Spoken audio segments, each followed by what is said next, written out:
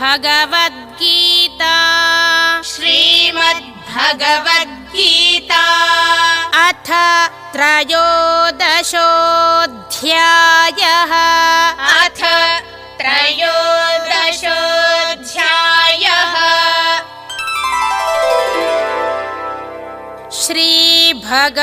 श्रीभगवानुवाच श्रीभगवानुवाच सर्वेन्द्रियगुणाभासं सर्वेन्द्रियगुणाभासं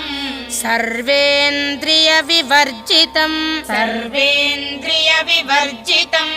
असक्तं सर्वभृच्चैव असक्तं सर्वभृच्चैव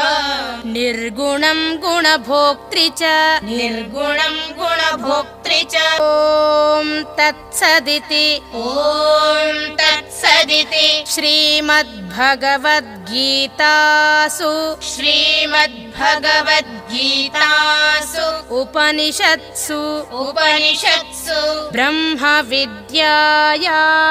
ब्रह्मविद्यायां योगशास्त्रे श्रीकृष्णार्जुनसंवादे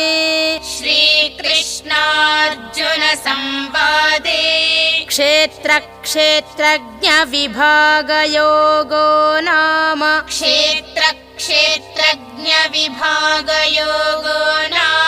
त्रयोदशोऽध्यायः